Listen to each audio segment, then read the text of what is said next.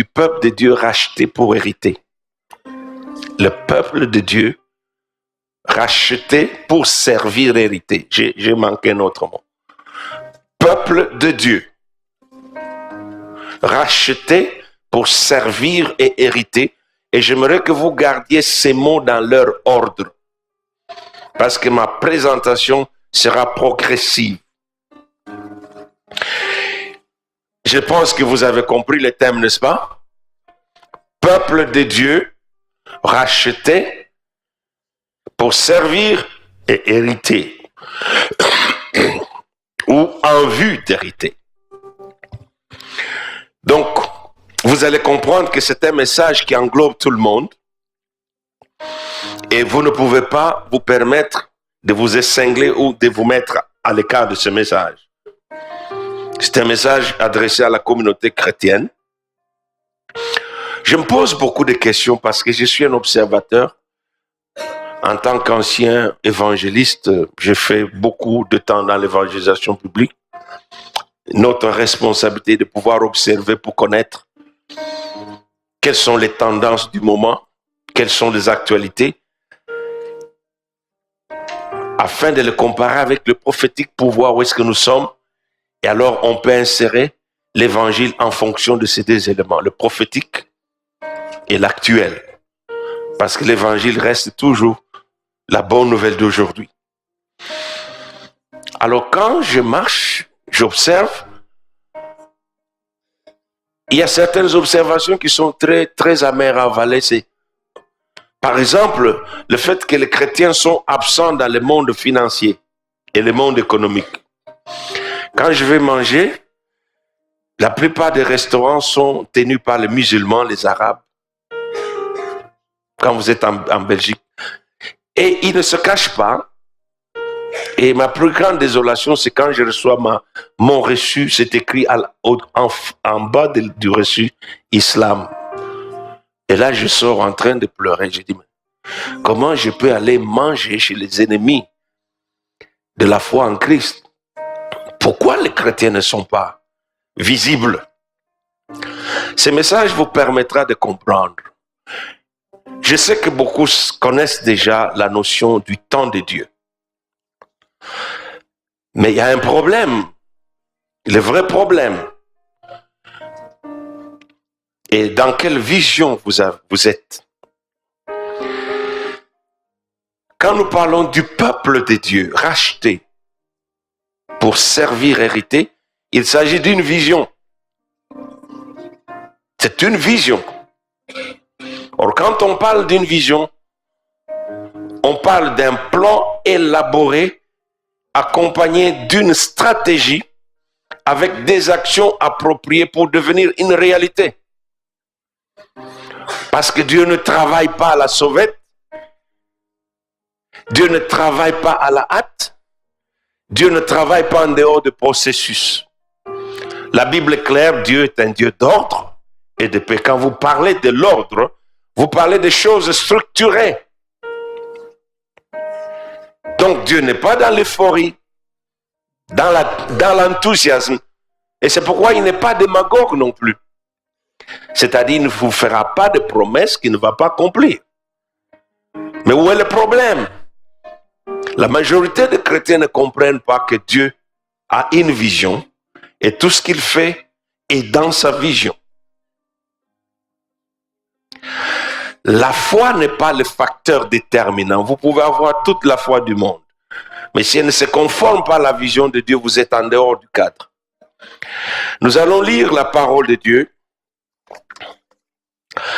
Je vais commencer dans l'ordre renversé. Je vais prendre les derniers livres et puis nous irons dans le premier livre. C'est un peu une habitude pour ceux qui lisent les livres.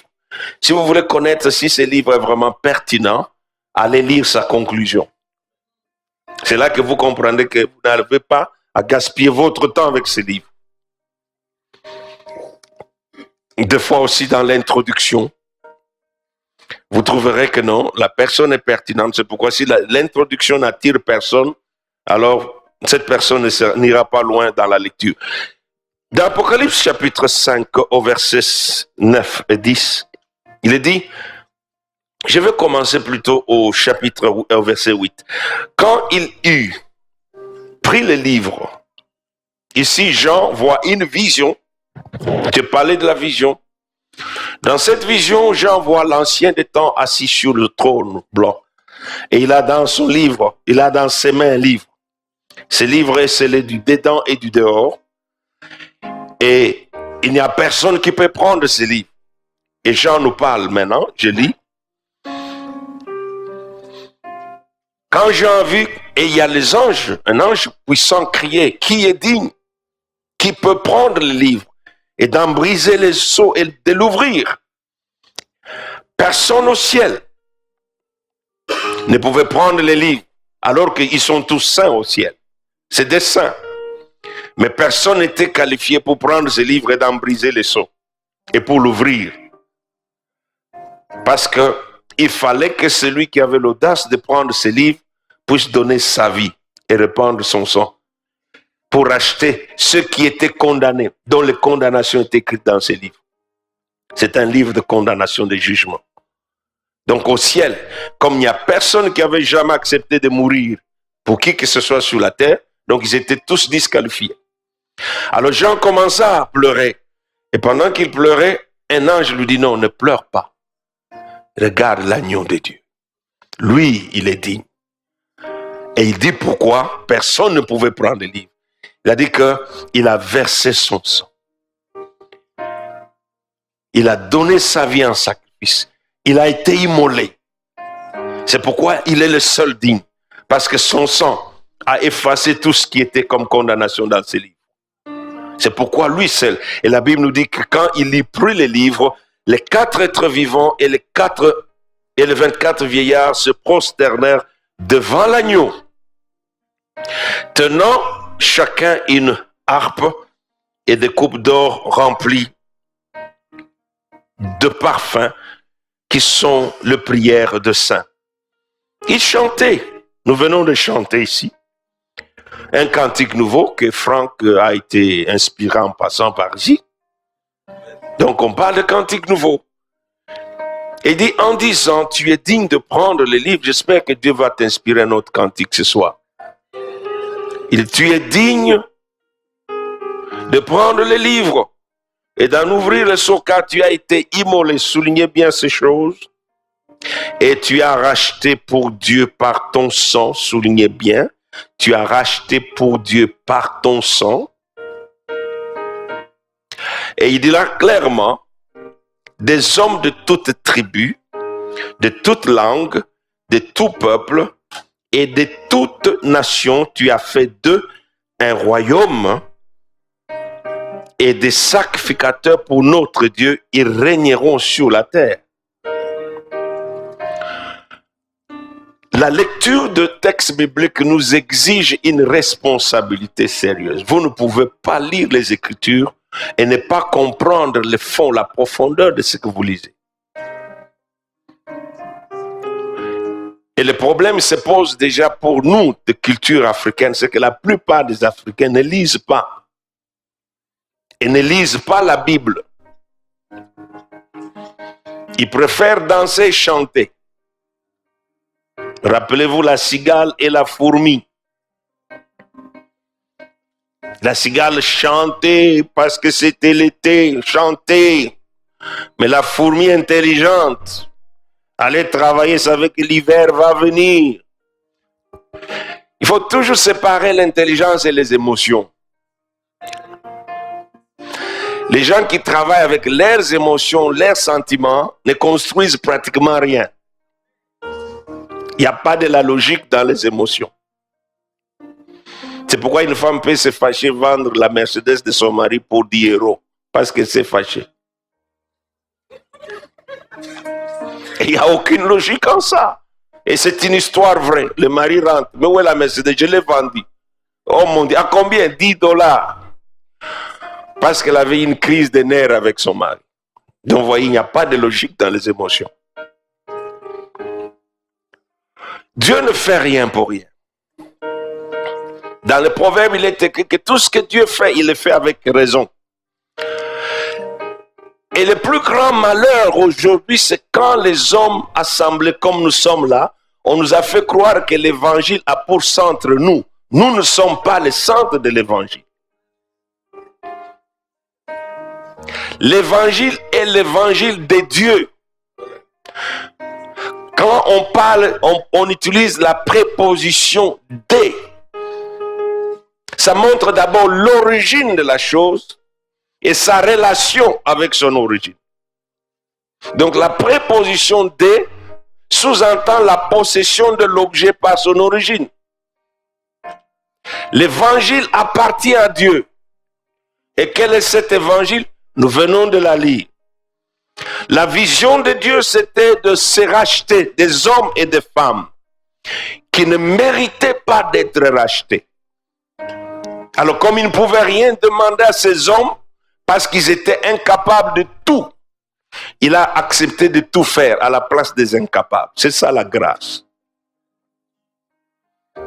Il a dit, je veux devenir comme vous. Quand je suis allé en formation, quand on voulait nous faire comprendre dans la doctrine du salut ce que c'était, on nous a parlé d'une illustration d'un homme qui est passé et qui a vu une termitière qui s'était renversée. Et cette termitière avait écrasé des fourmis. Et les fourmis se débattaient, il y en a qui mouraient. Alors, chaque fois qu'il essayait de tirer une fourmi, elle se coupait en deux. Parce que ses doigts étaient très gros. Alors il a réfléchi, il a dit, mais comment je peux faire pour sauver ces fourmis en gardant une force capable de les tirer de là? Il a dit, je veux devenir fourmi comme eux. Alors comme fourmi, il est devenu fourmi, il a commencé à creuser tout autour, il en tirait avec la force de fourmi. C'est ce que Jésus-Christ a fait. Il est devenu à tout point semblable à nous. Il a pris l'humanité, mais il ne nous a pas sauvés pour nous. Si vous avez toujours cru que Dieu vous a sauvé pour vous, c'est ça la première erreur, elle est grave. Et quand vous êtes dans l'erreur, tout ce qui suit est dans l'erreur. Vous croyez que Dieu vous a sauvé pour vous, donc il est là pour vous. Il doit faire des choses pour vous, c'est pourquoi nos chansons chantent toujours de ce que Dieu fait pour nous. C'est rare que vous entendiez des chansons, nous chantons ce que nous faisons pour Dieu. La question que tu dois te poser, qu'est-ce que toi tu as déjà fait pour Dieu depuis ce matin? Depuis tout ce mois?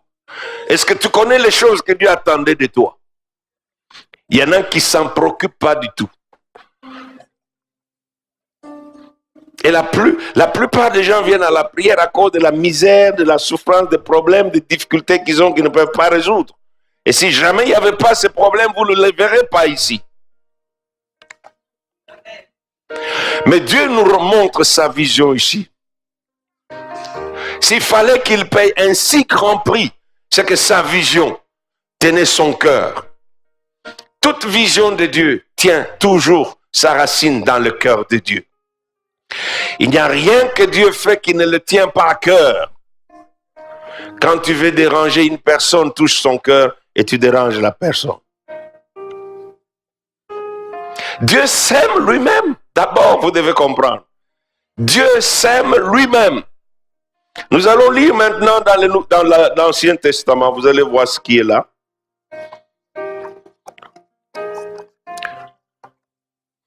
La première chose que je voudrais vous communiquer aujourd'hui, c'est la vision de Dieu d'un peuple qui lui appartient pour les servir et en vue d'hériter l'héritage de Dieu. Toute la terre appartient à Dieu. Toute la terre. Et ce qu'elle contient. Sans vous ou avec vous, la terre appartient à Dieu. Vous n'étiez pas là, la terre était déjà là. Et nous partirons, elle restera là. Donc vous voyez, nous sommes des éléments très minimes en valeur et en importance. Donc vous n'êtes pas indispensable. Je ne suis pas indispensable et je ne suis pas irremplaçable. Pour ceux qui sont intéressés par la science, l'astronomie, la taille de la Terre dans le cosmos est celle de la pointe d'une aiguille ou d'une épingle. Alors imaginez-vous, vous êtes ici avec moi. Donc nous avons quelle taille? Alors là, je me demande pourquoi Dieu peut même se préoccuper de moi. Mais parce qu'il est un Dieu qui a des valeurs. Et ces valeurs, il les maintient. Il tient ces valeurs. C'est un Dieu qui a un caractère qui ne peut pas renier. Tout ce que Dieu fait, il donne de la valeur à ce qu'il fait. Mais notez bien, tout ce que Dieu fait, il le fait pour lui-même. Donc c'est pourquoi ce soir, j'aimerais vous dire ceci. Ne croyez pas que si Dieu va vous guérir, il va vous guérir pour vous. Si c'était là votre mentalité, vous étiez déjà dans l'erreur. Rien de ce que Dieu fait, il ne le fait pour l'homme. L'homme est le deuxième bénéficiaire, mais le premier, c'est Dieu. Vous voyez, quand je vais commencer, je vais parler d'abord, je vais développer quelque chose sur Dieu, parce qu'il faut toujours se retremper. Beaucoup de gens parlent de Dieu en termes très familiers, comme s'il était leur oncle, ou le petit frère de leur mère, ou c'est quelqu'un du quartier qu'ils connaissent. Dieu est redoutable. Dieu est redoutable. Je ne sais pas si vous êtes arrivé vraiment de vous asseoir, de penser à Dieu. Combien de gens ici se sont assis pour penser à Dieu? Même quand vous parlez de la présence de Dieu, you don't know what you're talking about. Vous ne savez pas de quoi vous parlez. C'est pas parce que c'est écrit comme ça dans la Bible qu'on dit ces mots à la légère. Aux montagnes d'Horeb, où il a voulu leur faire voir qui il était. Il a dit à Moïse dans Exode, demain, dis à ces gens, ils vont se laver, se nettoyer, et vous allez me rencontrer à la montagne. Il a dit, je mets une limite au bas de la montagne. Même pas un animal ne devra passer. Si l'animal ne passe la limite, cette bête mourra. La Bible nous dit que quand Dieu vint, il y avait des tremblements de terre, il y avait des flammes de feu, des pierres explosées. C'est ça la présence de Dieu que vous voulez voir? Alors vous parlez de ce que vous ne comprenez pas. C'est ça qui fait qu'il n'y a pas de révérence ni de respect dans la présence de Dieu dans beaucoup des églises. Les musulmans respectent leur Dieu. Je ne sais pas qui l'aime, il est faux. Mais ils le respectent. Mais les chrétiens ne connaissent même pas de qui ils parlent. Quand on a une fausse vision, on a une fausse conception des choses dès le départ. Alors toute poursuite devient une utopie, une aberration. Alors à ce moment, on se moque de soi-même et on se trompe. Dieu est redoutable. On parle plus de ce qu'il fait, mais beaucoup de vos pasteurs ne vous disent pas ce que Dieu est. La Bible nous dit que tous les Juifs tremblèrent et pleurèrent et dirent à Moïse, nous allons tous mourir. Toi, tu vas parler avec Dieu. Il te parle, toi, tu viens nous parler, c'est mieux.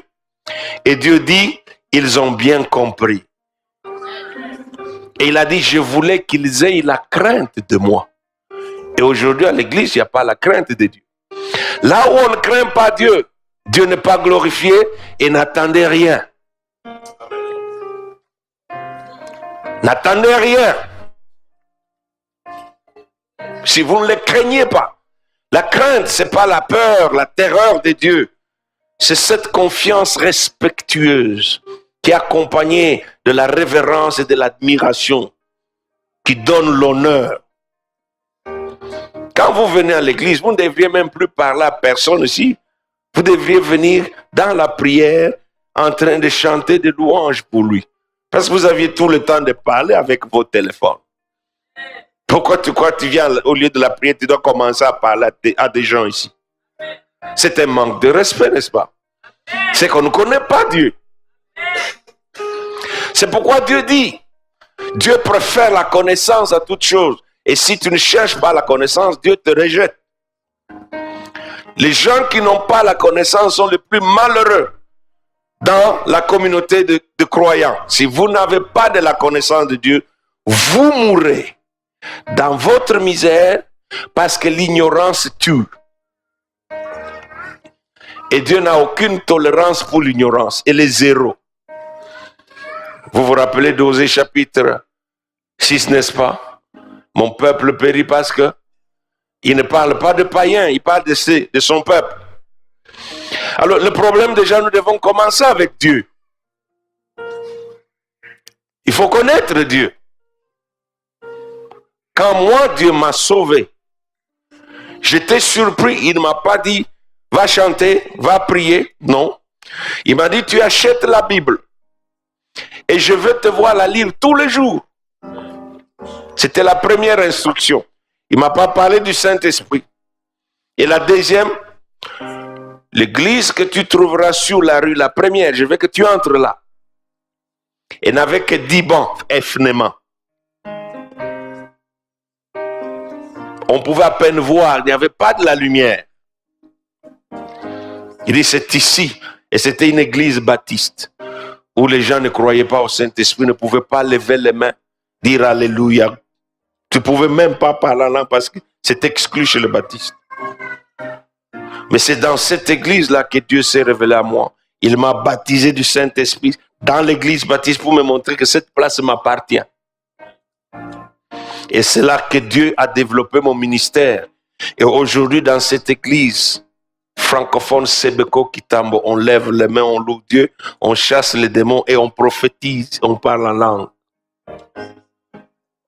Dieu a trouvé une voie. Le problème, c'est que si nous connaissons Dieu, nous devons avoir la preuve de cette connaissance de Dieu. Mais j'aimerais que nous lisions d'abord le texte biblique. Parce que quand nous parlons de peuple de Dieu, il ne faut pas voir cela comme une chose moindre. Regardez dans Exode chapitre 6, qu'est-ce que Dieu dit? Nous allons lire Exode 6, verset 7. Nous commençons par celui-là.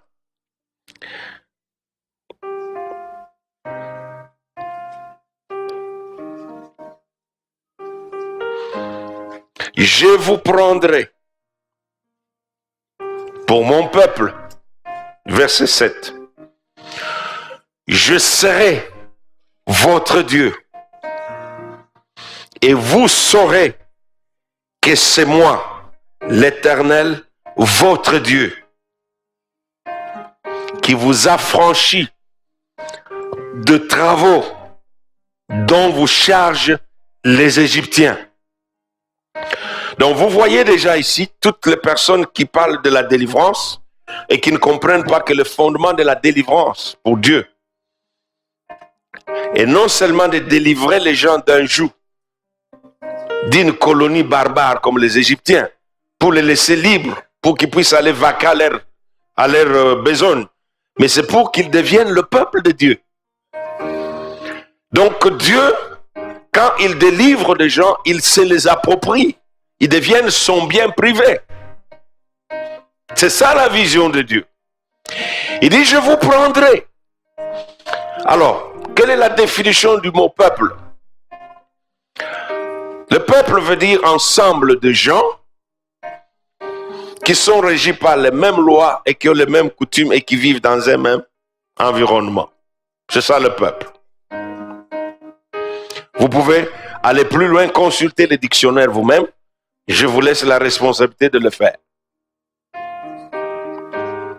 Mais au moins quand nous parlons de peuple, nous pouvons voir cela dans les livres d'Esther pour comprendre bien quand Dieu parle du peuple. Les livres d'Esther, beaucoup l'aiment à cause d'Esther. Ce n'est que dernièrement que je vois que l'élément majeur dans ces livres n'était pas Esther, c'était Mardoché. Parce qu'on dit toujours que les oreilles ne peuvent pas dépasser la tête. Si Mardoché n'avait pas fait d'Esther ce qu'il avait fait, Esther ne serait pas là. Donc c'est Mardoché, le pivot parce que c'est Mardoché qui a permis que Dieu soit révélé à ces rois barbares d'Azur. Ce n'est pas Esther. Vous allez comprendre. Quand cet homme appelé Aman, vous êtes là, Esther, chapitre 3. Il y a cet homme appelé Aman qui est élevé par le roi Zyrus. Et le roi Zyrus fait une bêtise. La bêtise du roi Zyrus qui ne connaît pas Dieu et qu'il attribue à un homme des prérogatives qui sont réservées à Dieu. Voilà ce qu'il dit. Je t'ai élevé en honneur et en dignité. Tout le monde s'agenouillera devant toi et se prosternera. Vous voyez l'erreur qu'il fait? Il prend ce qui est à Dieu pour donner à l'homme. Alors Dieu dit, mais il y a un défi qui m'est lancé. Quel est cet homme qui peut m'aider à lever ce défi pour que je me glorifie dans cet homme? Seuls les hommes qui acceptent d'être des instruments de Dieu pour lever les défis que la société lance à Dieu sont des hommes que Dieu va élever. Et Dieu fait des choses d'une façon drôle. Vous comprenez, c'est pourquoi les philosophes ont commencé à développer des philosophies telles que les vaincus d'hier sont devenus des grandes puissances d'aujourd'hui. Ici, nous allons voir Mardoché, qui appartient à la classe, à la catégorie des vaincus, devenu un puissant, dans un pays qu'il avait conquis. Parce que Dieu veut montrer qu'il est, peu importe où tu es, peu importe ton origine, peu importe ta descendance d'où tu viens. Parce que Dieu a l'obligation de se faire connaître, c'est son devoir. Personne ne peut connaître Dieu si Dieu ne se fait pas connaître. Aucune personne ici ne peut connaître Dieu. Jésus l'a dit dans Luc. Aucun homme ne peut connaître Dieu, ni son Fils, si ce n'est par la grâce de Dieu qui vient par Jésus-Christ. Alors écoutez, cet homme, Aman, on l'a élevé, donc on l'a mis à la place de Dieu. Alors comme Dieu c'est un Dieu d'ordre et un Dieu juste et propre dans ses actions, il n'use pas de brutalité. Dieu n'est pas une personne qui n'a pas de civilisation. Dieu répond à toute provocation de façon légale et juste. Il dit on va le faire d'une façon droite. Alors le roi Cyrus dit que tout le monde doit s'agenouiller. Et je crois que Dieu a une conversation avec Mardoché. Tu sais d'où tu viens. Tu es la prolongation de cette race que j'avais tirée de l'Égypte et de l'esclavage pour faire de vous mon peuple, un peuple qui m'appartient à moi, pour que vous fassiez connaître à tous les hommes qu'il n'y a qu'un seul Dieu. J'attends que tu puisses me montrer ton engagement vis-à-vis de moi. Mais Mardoché pouvait dire à Dieu, mais tu as laissé ces gens nous battre. Tu as laissé ces gens nous tuer, ils ont tué femmes et enfants. Ils les ont écrasés au mur. Si vous souffrez dans le pays d'où vous venez, si vous avez vu de mort, ça n'a pas commencé aujourd'hui. Les femmes juives ont été éventrées. Les enfants ont été pilés. Les gens ont été égorgés. C'est dans la Bible. Parce qu'il faut connaître Dieu. Si on ne craint pas Dieu, on provoque sa colère. Il y a deux choses qui sont avec Dieu, c'est la fureur et la colère. Et vous ne voulez pas le connaître dans cette phase-là. Mais une fois que vous le connaissez et que vous essayez de vous détourner de la voie de Dieu, c'est là qu'il devient Dieu de colère. S'il y a quelqu'un qui a fait souffrir le peuple juif plus que n'importe qui dans le monde, c'est Dieu lui-même. Lisez la Bible, Deutéronome 18 ou 28. C'est lui qui a dit 14 versets pour la bénédiction et plus de 68 versets pour la malédiction. Il a dit, je ferai de vous la risée de tout le monde.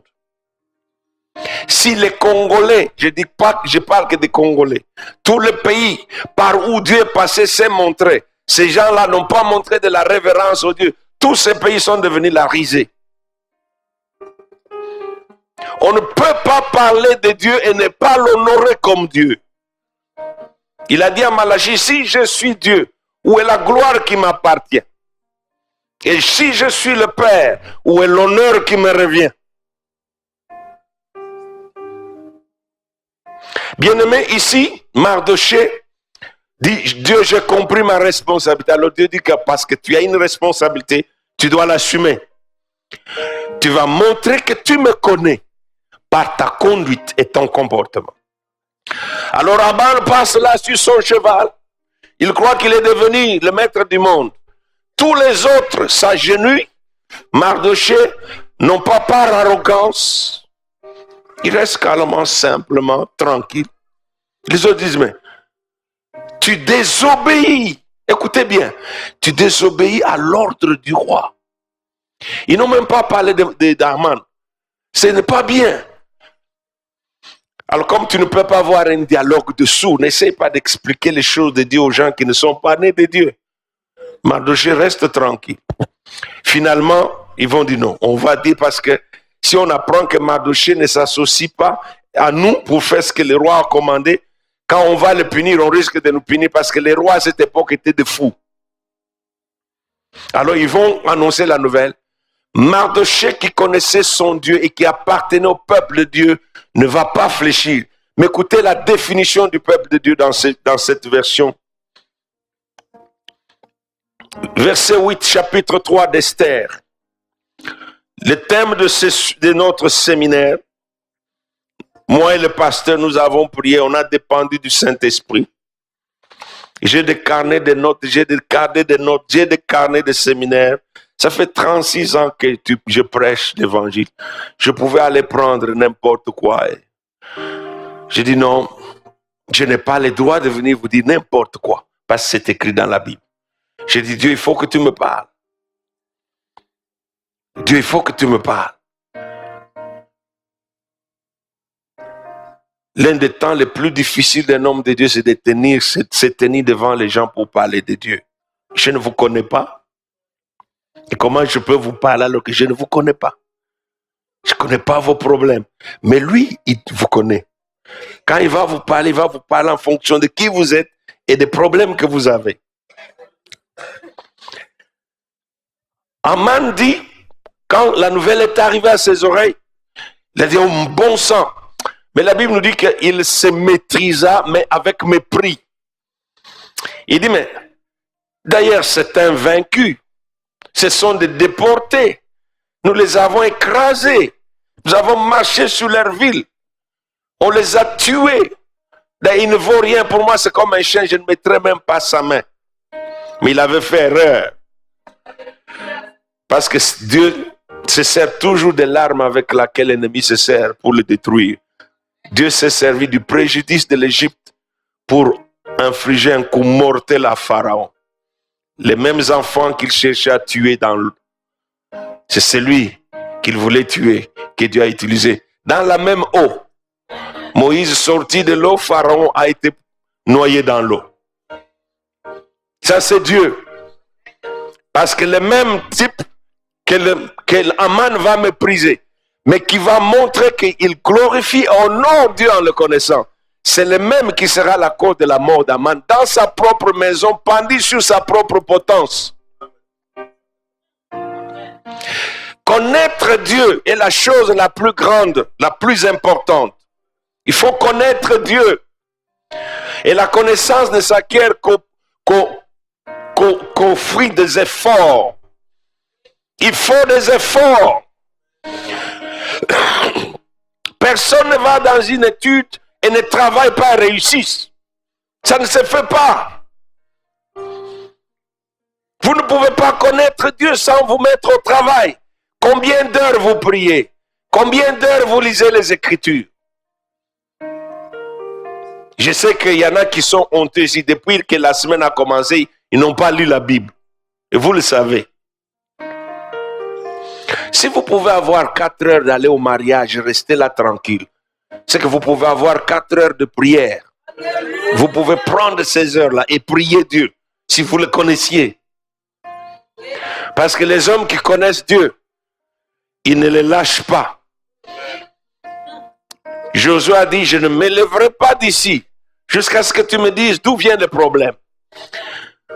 Vos prières à la sauvette, ça vous pouvez les adresser à la Sainte Marie. Parce qu'elle ne les exaucera pas. Et aux saints franciscains, je suis désolé. Les idoles et les morts n'exaucent aucune prière. C'est pourquoi vous pouvez leur adresser une prière à la sauvette. Ils ne vous écouteront pas parce que les morts n'entendent rien. Mais Dieu veut voir le cœur. Quand il dit, invoque-moi, je te répondrai. Mais vous allez voir que le verset clé, c'est celui qui précède. Pourquoi tu veux connaître ce que tu veux connaître? Dieu dit, c'est moi ainsi par l'Éternel qui fait ces choses, qui les conçoit et qui les exécute. Ah là, vous avez déjà un problème. Est-ce que vous pouvez construire une maison qu'un architecte a dessinée, conçue d'une autre manière que selon le modèle qu'il a conçu? Il ne vous autorisera pas. Légalement, il ne prendra pas la responsabilité. Ça, ce n'est pas mon plan. C'est pourquoi quand Dieu veut révéler les choses, il veut révéler les choses en fonction de ce qu'il a conçu et ce qu'il va accomplir. Parce que tout est par lui, tout est pour lui et tout est de lui. Quand tu vas te marier, ce n'est pas pour toi que tu vas te marier. Les jours m'ont fait comprendre, écoute, tu ne vas pas te marier pour toi. Tu vas te marier pour moi. C'est pourquoi il m'a dit, écoute, parce que tu n'es pas encore prêt, je te marierai quand je veux.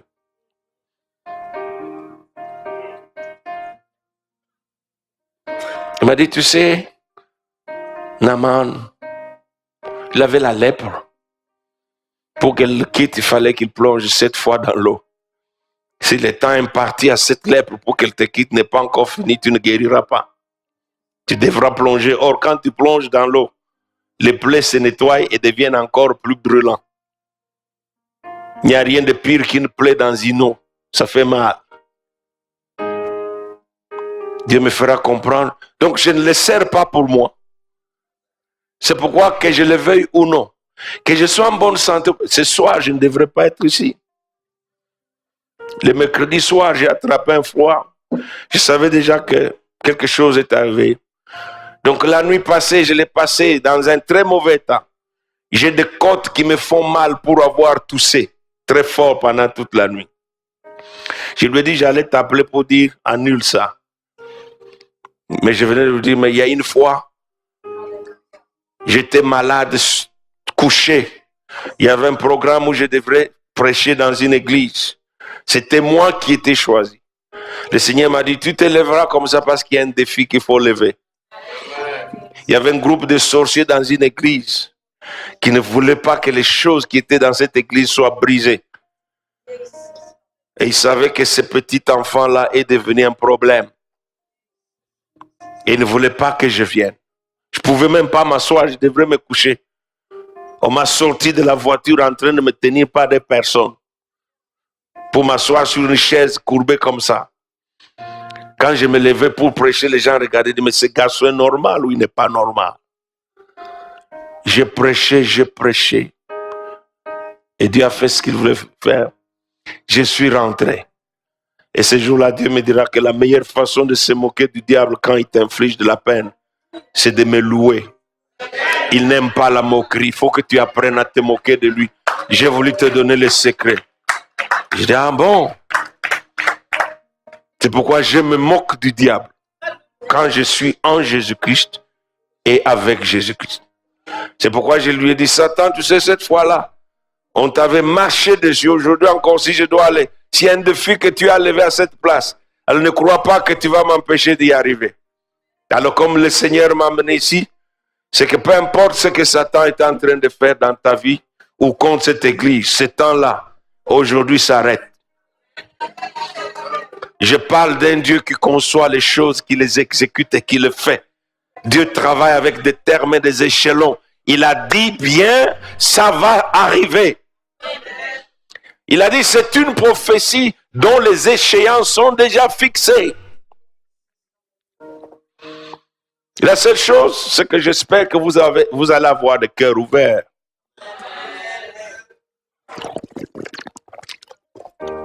Si vous avez votre cœur ouvert, si vous pouvez lui dédier vos pensées, Dieu passera ici et il va vous toucher. Il va vous toucher. il y a 2 ou 3 semaines, je devais arriver à Louvain. C'était une église où ce pasteur attendait quand est-ce qu'on pouvait venir être ensemble. Et on s'est rencontrés depuis 2014, n'est-ce pas? Ils avaient une telle soif, ils priaient pour que Dieu fasse quelque chose. Et quand je suis venu ce matin-là, d'abord le thème, lui, on a parlé, pasteur, quel thème tu veux? Parce que je demande au pasteur. Il m'a dit, parle du brisement. J'ai dit au pasteur, à Bishop Hubert, j'ai dit, écoute ce que le pasteur a choisi comme thème. Il ne sait pas qu'est-ce qu'il a choisi. Parce que le brisement, c'est la chirurgie de Dieu sans anesthésie. J'ai dit, il va y avoir des gens qui vont saigner, qui seront blessés, et vont lui demander, pourquoi tu as amené cette personne ici? Quand Dieu opère, c'est sans anesthésie, pour que tu comprennes que le mal dont tu es atteint est dangereux et que tu ne puisses plus le garder. Bien-aimé, j'aimerais revenir au texte sur le peuple de Dieu parce que tous les problèmes que nous avons vu dans l'Apocalypse. L'agneau a été immolé. Par son sang, il a racheté des hommes de toute tribu, de tout peuple, de toute nation. Il en a fait un royaume. Un royaume, c'est un ensemble de nations. Et en termes bibliques, chaque famille représente une nation. Je vais vous parler de ce que Dieu m'a dit, mais je vais d'abord vous montrer l'explication ou la définition biblique du peuple de Dieu. Aman, au verset 8, Esther 3 dit, il y a dans toutes les provinces de ton royaume, écoutez bien, il y a dans toutes les provinces de ton royaume un peuple dispersé. Ici, nous savons pourquoi ils sont dispersés. Parce que Dieu a jugé ce peuple, il leur avait dit, je vous disperserai. Donc la prophétie s'est accomplie. C'est parce que Dieu les a jugés qu'ils se retrouvent dispersés. Mais en les sortant de l'Égypte, ils étaient unis. Alors écoutez, Aman continue, il dit ceci. Ô roi, ce peuple est un peuple à part parmi les peuples. Soulignez cela. Le chrétien constitue une communauté à part. Mais aujourd'hui, on a dans l'église des Belges qui s'appellent chrétiens au lieu de chrétiens qui vivent en Belgique.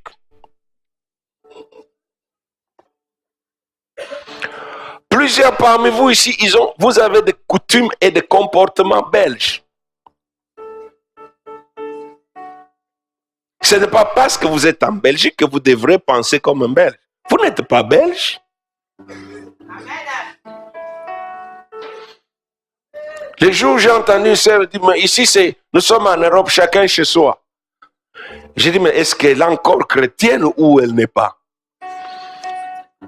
Parce que la Bible dit clairement dans Hébreux et dans Romains, soyez hospitaliers les uns les autres. Accueillez-vous les uns les autres. Maintenant, tu me dis non, chacun chez soi. C'est quel évangile ça? Ça, c'est l'évangile de la Belgique. La Belgique, vous êtes en Flandre. J'ai rencontré un flamand, fils de flamand. Tu n'auras que ce que tu as produit par tes propres mérites. Il faut que tu te suffises. C'est comme ça que le Belge travaille dur et il n'a envie de partager rien de ce qu'il a avec personne parce qu'il a souffert pour avoir ce qu'il a. Mais ça, ce n'est pas la logique biblique. Nous savons que ce que nous avons, c'est Dieu qui nous le donne.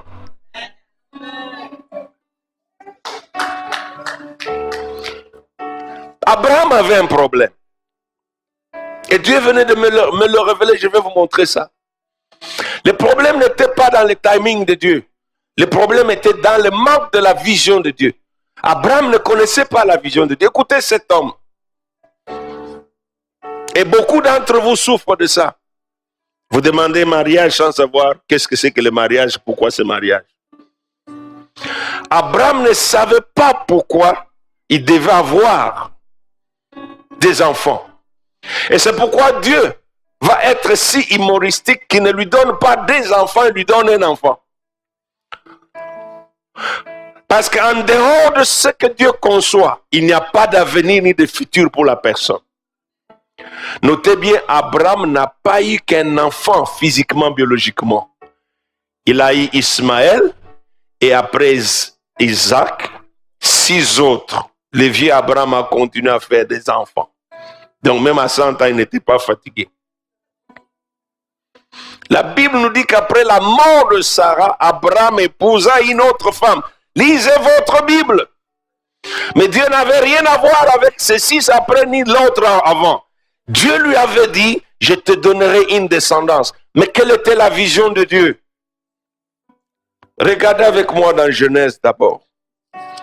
Si vous ne comprenez pas la vision de Dieu, c'est parce que vous ne le connaissez pas. Et si vous ne le connaissez pas, vous passerez à côté des objectifs de Dieu. Quand Abraham voyait un héritier, parce que le problème d'Abraham c'était, je m'en veux, et mon héritier c'est Eliezer, le Syrien de Damas. Abraham pensait à la sécurité de ses biens matériels. Tandis que Dieu, la vision que Dieu avait, il avait la vision de son héritage, qui allait prendre son héritage et la préserver. Vous voyez la différence? Celui-ci parle de ses biens, mais Dieu parle de son héritage. Et pour Dieu, l'héritage est si grand qu'il a besoin d'un groupe d'hommes, un peuple pour prendre possession de son héritage. Dieu n'a pas fait la terre pour être exclu de la terre. Il a fait la terre pour être ici. Comme nous disons en anglais, I'm here to stay.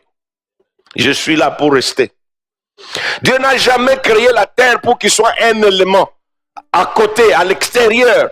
C'est pourquoi quand il les a fait sortir de l'Égypte, qu'est-ce qu'il leur dit la première chose? Il révèle sa vision du tabernacle. Je vais être Dieu parmi vous. Parce que vous n'irez nulle part sans moi. Alors il dit, vous allez me construire un tabernacle. Il conçoit le modèle. Il dit, c'est comme ça que vous allez me connaître. C'est ici que nous allons nous rencontrer. Et quand la présence de Dieu n'a pas été honorée, il s'est retiré. Ils sont restés qu'avec une tente, avec une boîte qu'on appelle l'arche d'alliance, et ça ne servait plus à rien.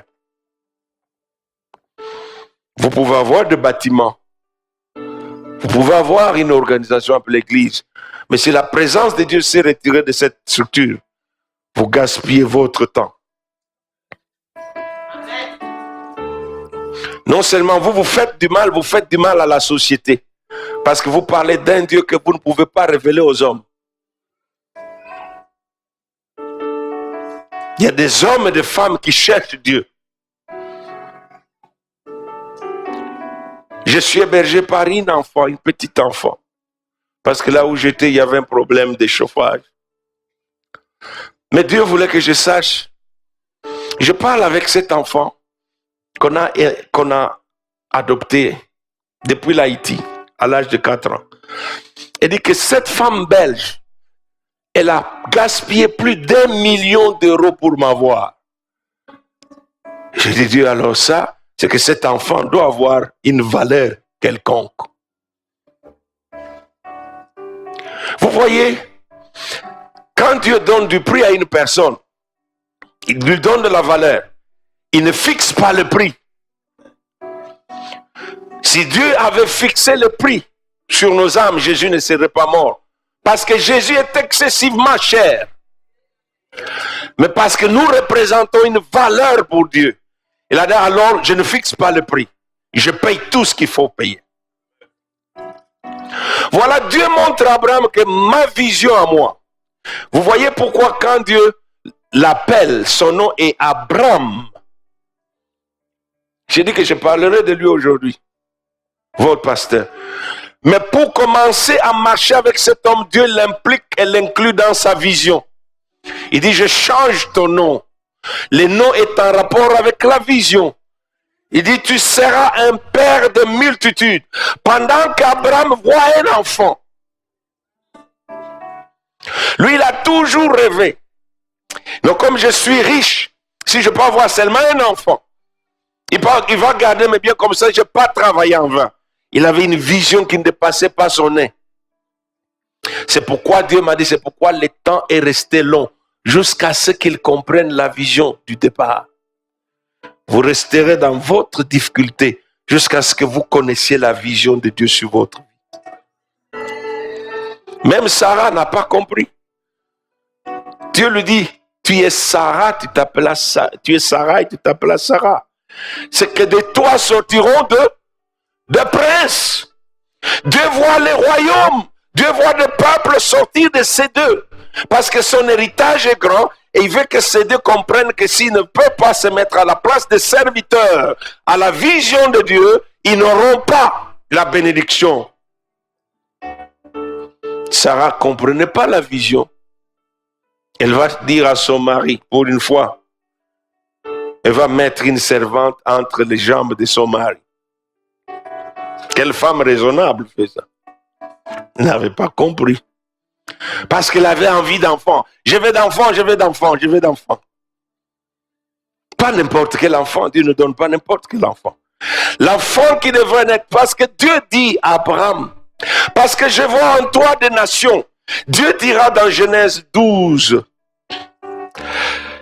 toutes les familles de la terre seront bénies en toi. Abraham n'a jamais connu la vision de Dieu. Il pensait à sa richesse et à celui qui est sorti de lui pour prendre la relève. Mais Dieu avait une vision plus grande, plus large, où Abraham devrait être simplement un instrument, un serviteur. C'est quand tu sers Dieu que les bénédictions de Dieu sont justifiées pour toi. Si vous n'êtes pas au service de Dieu, il n'y a aucune justification pour que Dieu vous bénisse. Il n'y a aucune preuve de légitimité et de légalité. Les bénédictions, c'est réservé aux serviteurs, aux servantes. Ce n'est pas en venant à la réunion de prière et au culte que vous êtes serviteur. Non. C'est quand vous sortez d'ici. Comme je veux simplement, parce que je peux parler jusque demain matin sur ce sujet. Oui, je peux vous parler, mais je vais arrêter ici. Dieu a une vision. C'est de cette vision que dépend votre bonheur, votre sécurité, votre prospérité, votre progrès, votre bonheur et votre paix. Vous avez tout intérêt à aligner, à ajuster votre vision à la vision de Dieu. Il n'y a pas qu'Abraham. Quand les hommes ne comprennent pas la vision de Dieu, le processus s'allonge.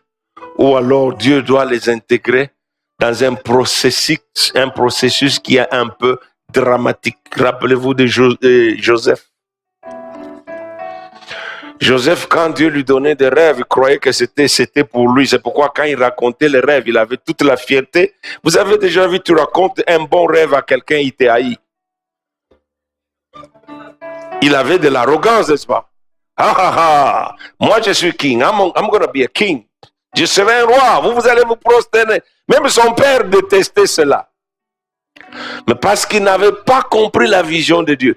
La vision de Dieu dit que c'était pour préparer le salut d'un peuple plus grand nombre qui était menacé d'extinction, que Dieu avait choisi cet homme. Dieu ne vous choisira jamais en dehors de sa vision qui concerne à être au service de plusieurs que de vous-même.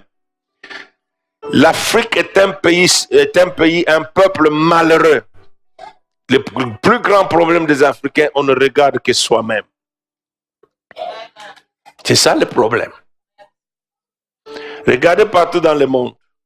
Toutes les nations travaillent en communauté. Toutes les nations. À part les Africains. Et c'est pourquoi nous sommes toujours à la traîne. Vous êtes en Belgique. C'est un petit pays. Quelle est la devise de la Belgique? L'union fait la force. Et pourtant, les Flamands se tiraillent avec les Wallons, ils se tiraillent ici, là-bas. Mais quand ils ont une cause commune, ils survivent, ils subsistent, ils sont forts. C'est ça la vision de Dieu. Dieu veut un peuple. Parce qu'il a un héritage. Et Dieu veut que ce peuple que je me forme puisse servir à célébrer ma gloire.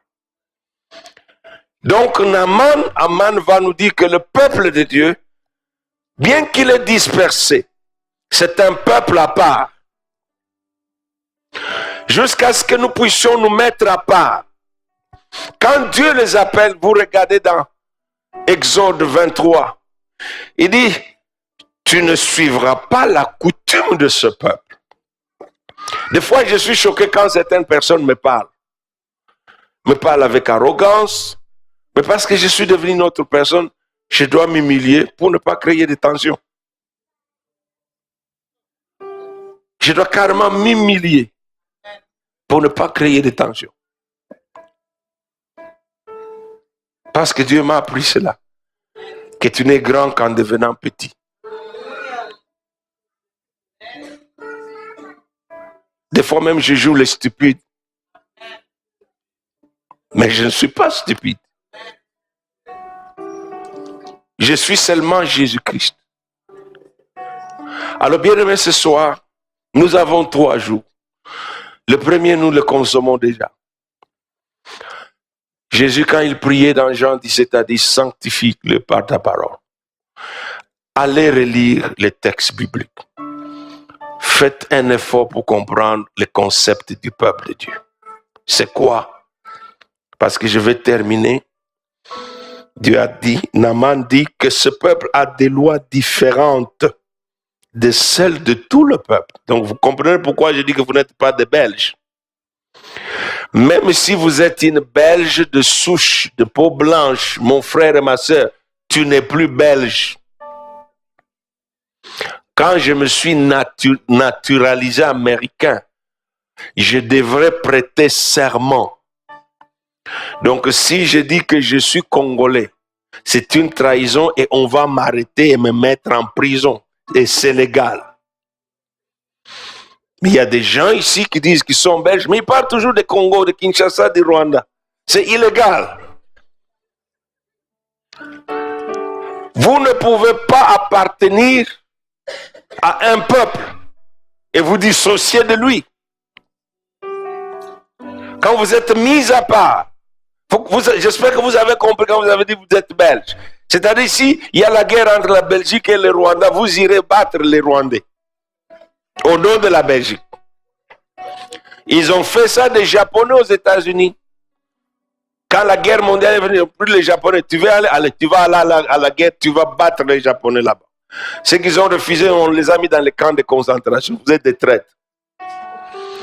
Si nous nous convertissons à Dieu, nous cessons d'être membres de groupuscules et de peuples que nous étions.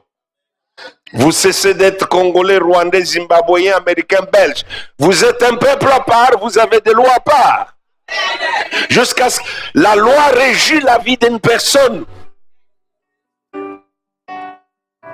C'est la loi qui crée le cadre du développement, du progrès. Parce que la loi assure le progrès, la paix et l'ordre. C'est cet environnement qui peut vous permettre de progresser. Le peuple de Dieu se comporte comme des caméléons. C'est un tas d'hybrides. On a des hybrides à l'église. Des chauves-souris. Je ne sais pas de quelle race ils sont. La Bible nous dit qu'un homme païen reconnu que c'est un peuple à part. Pourquoi? Il a refusé de se prosterner. Il a refusé de s'agenouiller. Combien s'agenouillent ici? On s'agenouille ici. On s'agenouille ici. Mardochée a dit non. C'est pas parce que j'ai été vaincu que je vais m'agenouiller. Ce n'est pas lui la cause. Ce sont nos pères qui sont la cause. Il reste Dieu même dans nos échecs. C'est pourquoi Mardochée va dire au roi Cyrus, il n'est pas bon que ces gens vivent. Quoi que vous le vouliez, il n'y a aucun gouvernement dans le monde, aucun peuple qui n'est pas le peuple de Dieu, qui va tolérer l'existence de la communauté chrétienne sur aucune terre. Que vous le vouliez ou non. Le monde l'a haï. Et Jésus a dit, si vous êtes à moi, ils vous haïront aussi. C'est là que nous reconnaissons si vraiment nous sommes de Dieu. Si le monde nous accepte, nous tolère, c'est que quelque chose ne va pas avec nous. Quelque chose ne va pas avec nous. Tant que le monde ne nous trouve pas dangereux et menaçant, c'est que nous nous sommes associés avec le monde. Il y a un reniement. Pourquoi? Parce qu'on a adopté les habitudes et les coutumes des Belges. Mais Dieu a dit, tu ne suivras pas les coutumes de ce peuple. Tu ne te prosterneras pas devant leur Dieu. Oh, nous les Belges, tu appelles quelqu'un 21h. Oh, ici en Belgique, on n'appelle pas. Je suis déjà endormi. Mais les serviteurs, je suis venu malade des États-Unis. J'ai prié Dieu, est-ce que tu peux me guérir avant de partir? Il a dit, tu partiras comme ça. Parce que d'abord, je ne voulais plus partir.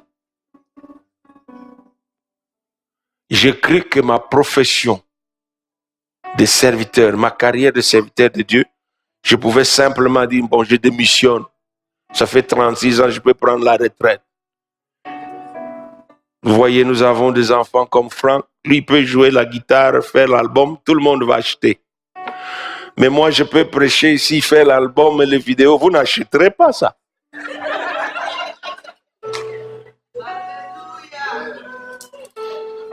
Et pourtant, notre vie dépend de vous. La Bible dit que celui à qui on enseigne, qu'il partage ses biens avec ceux qui l'enseignent. Vous comprenez pourquoi tant que les prédicateurs sont pauvres, vous serez aussi pauvres. Je le redis encore, tant que les hommes de Dieu souffriront, vous aussi vous souffrirez. Rappelez-vous la veuve de Sarepta. Élie est venu lui dire, d'abord moi, toi après avec ton fils. Est-ce qu'elle a obéi? Qui a fait ça? Dieu voulait montrer à cette femme que si tu me connais, et vous savez que c'était la femme d'un prophète qui était mort, elle était la femme d'un serviteur de Dieu. Donc, peuple de Dieu racheté pour servir en vue de l'héritage.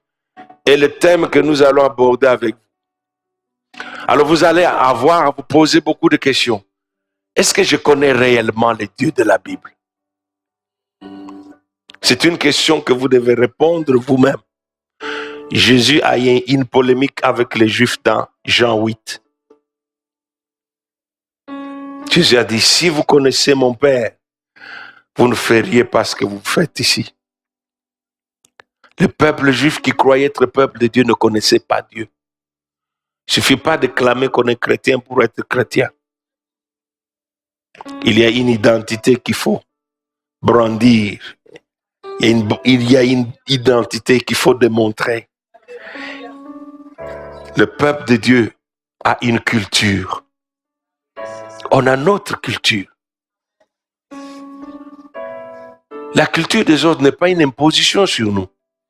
Mardoché n'a pas fléchi. Daniel, Meshach et Shadrach n'ont pas fléchi. Et ils ont fait preuve par leurs actes, leur conduite qu'ils connaissaient leur Dieu. Et qu'est-ce que Dieu a fait? Il a montré que la terre lui appartient et qu'il peut élever n'importe qui, n'importe où, n'importe quand. La question avec laquelle nous allons partir ce soir, êtes-vous conscient que vous faites partie du peuple de Dieu? Si vous n'êtes pas encore, vous ne pouvez pas juste devenir belge. Ça ne se fait pas. Il y a un processus, il y a une procédure. Il faut qu'il y ait une certaine légalité. On ne devient pas un peuple de Dieu par hasard, par accident. L'accident ne produit rien. La Bible dit clairement à tous ceux qui l'ont reçu, Jean 1, 11 à 12, à ceux qui croient en son nom. Écoutez ce qui suit. C'est une question de pouvoir. Il leur a donné le pouvoir de devenir. C'est dans ce pouvoir qu'il y a l'expérience de la régénération. C'est ce pouvoir qui transforme. Il dit, ils sont nés, non de la chair, mais de l'esprit. Non du sang, ni de la volonté de l'homme. Vous ne pouvez pas devenir participant du peuple de Dieu seulement en venant à l'église. Même pas en vous faisant baptiser. La religion ne peut pas faire de vous un enfant de Dieu. C'est par régénération. par la puissance du Saint-Esprit. Quand on parle de régénération, on parle d'un retour à la vie de ce qui était détérioré, de ce qui était détruit. La vie d'un homme pécheur est complètement détruite. Mais c'est l'Esprit de Jésus qui vient ramener à la vie. Est-ce que vous êtes des gens vivants par Jésus-Christ? Est-ce que Jésus vous a ramené à la vie? Avez-vous la conscience de votre rencontre avec Jésus? Je pose aux gens ces questions chaque fois que je les rencontre. Est-ce que tu as déjà rencontré Jésus? Il y en a qui me regardent avec un air ahuri. C'est quoi? Mais tu ne peux pas connaître quelqu'un que tu n'as pas rencontré. N'est-ce pas vrai? C'est en rencontrant quelqu'un que tu vas le connaître. Je connais ma femme parce que je l'ai rencontrée. Et tu ne peux pas créer une relation avec quelqu'un que tu n'as pas rencontré. Nous allons prier. Parce qu'à partir de demain, je parlerai à d'autres personnes. Vous pouvez vous lever, nous allons prier le Seigneur. Si tu ne fais pas partie du peuple de Dieu, cette nuit, le Seigneur dit que je vais vous dire ceci. La vision de Dieu pour le peuple de Dieu est grande, très grande. C'est une vision glorieuse. Vous avez vu dans Apocalypse 5, n'est-ce pas? Ils régneront. Qu'est-ce que cela veut dire régner? Savoir la domination, le contrôle. Dieu veut restaurer ce peuple de Dieu pour qu'il domine sur cette terre. Alors ce peuple doit se mettre à part. Nous allons demander au Seigneur qu'il nous aide tous, que cette question ne soit plus une question pour toi. Mais si tu es un peuple de Dieu, que tu reviennes aux lois de Dieu, que tu reviennes à ta culture, la culture de Dieu, que tu reviennes à la vie de consécration et de séparation. Parce que c'est Dieu qui commence et c'est lui qui continue et qui va terminer. You are Alpha and Omega. We worship you, our Lord. You are worthy to be praised. You are Alpha and Omega. We worship you, our Lord. You are worthy to be praised. We give you all the glory. We worship you, our Lord. You are worthy to